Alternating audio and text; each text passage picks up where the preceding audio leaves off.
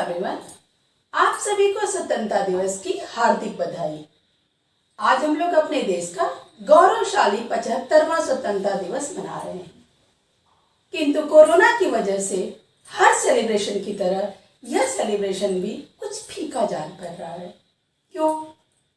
क्योंकि हर बार आज के दिन हर विद्यालय और कार्यालय देशभक्ति गीतों और ओजस्वी नारों से गुंजायमान होता था, किंतु इस बार कोरोना की वजह से यह ओजस्वी गीत और ओजस्वी नारे कुछ फीके से जान पड़ रहे हैं।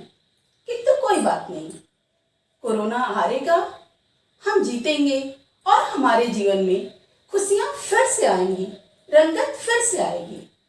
तो आज मैं आप लोगों को भारतीय स्वतंत्रता संग्राम में भाग लेने वाली कुछ अद्भुत वीरांगनाओं के बारे में बताऊंगी। वे वीरांगनाएं जिनकी वीरता से हम में से अधिकांश लोग अपरिचित हैं।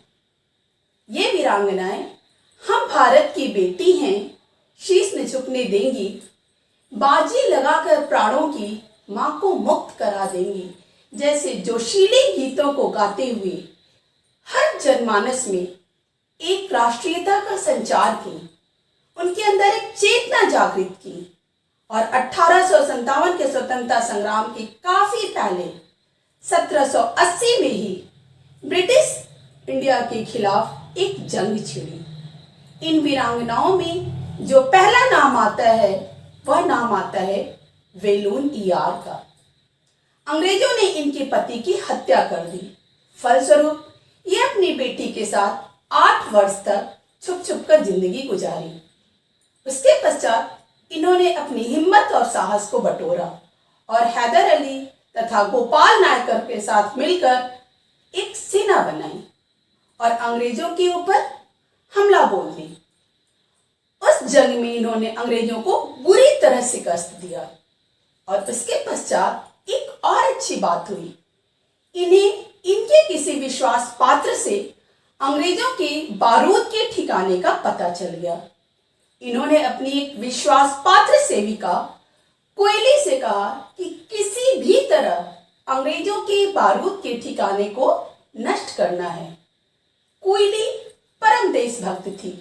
उसने अपने पूरे शरीर को तेल से डुबो लिया, पूरे शरीर पर उसने अपने तेल डाल लिया और उसके पश्चात अपने शरीर में आग लगा लिया और उस आग से उसने अंग्रेजों के बारूद के ठिकाने को नष्ट कर अपने प्राणों की आहुति दे दी। आज जो मानव बम गलत कामों के लिए बनाया जा रहा है, इस मानव बम की सबसे पहली शुरुआत वेलुन ईयार ने ही किया था, लेकिन उन्होंने मानव बम बनाया था अंग्रेजों से भारत को मुक्त कराने के लिए। इस श्रृंखला में अगला नाम आता है कर्नाटक की चेन्नम्मा का। कर्नाटक की चेन्नम्मा भी अद्भुत बहादुर थी। इन्होंने भी अंग्रेजों से जंग छेड़ दिया।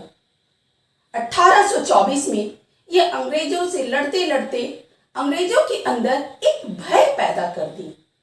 यद्यपि कि उस जंग में इनकी जीत नहीं हुई, अंग्रेजों ने इन्हें गिरफ्तार कर लिया और उनकी कैद में ही 21 फरवरी 1829 को ये अपने प्राणों को न्यौछावर कर दी।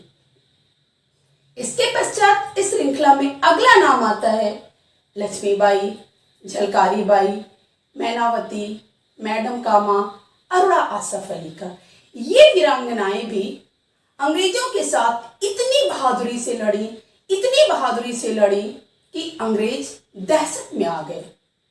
झांसी की रानी लक्ष्मीबाई मात्र 21 वर्ष की अवस्था में अपनी सखियां सुंदर, मुंदर और काड़ा के साथ मिलकर एक सैन्य संगठित की और घोड़े पर सवार होकर के जब तलवारबाजी करना शुरू की तो अंग्रेजों के सर धड़ से तब तक अलग होते रहे जब तक कि इनके प्राण पखेरु उड़ नहीं गए।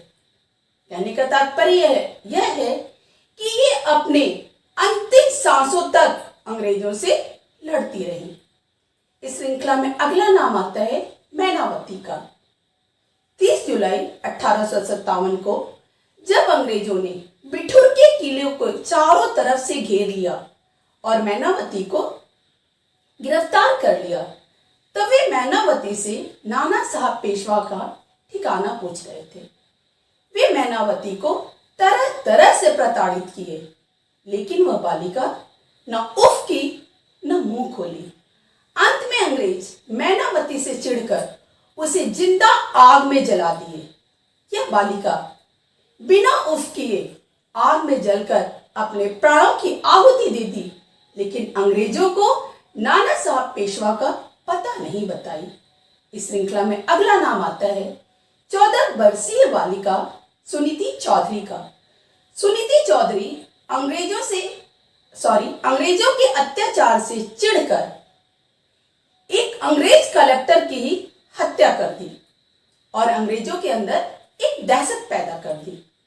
और अगला नाम आता है राजेंद्र कुमारी का। राजेंद्र कुमारी अपने साथियों की मदद से सन 1930 में कुलपहाड़ थाने पर ही कब्जा कर ली और इसके पश्चात प्रीतिलता ने अपनी बहादुरी से पुरुषों को भी पीछे छोड़ दिया।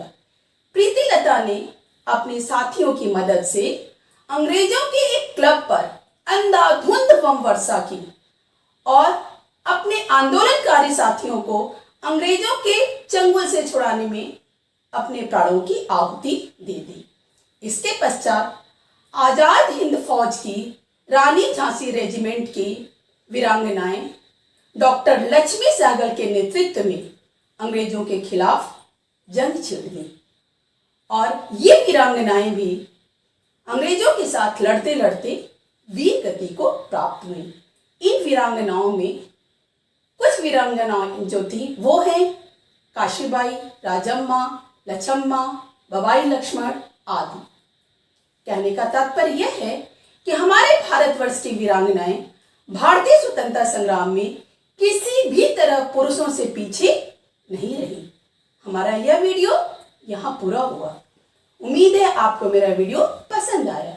अब तक आपने यदि हमारे चैनल को सब्सक्राइब नहीं किया है तो सब्सक्राइब करिए, लाइक करिए, शेयर करिए और हाँ, बेल आइकन को दबाना बिल्कुल भी नहीं भूलिएगा। धन्यवाद।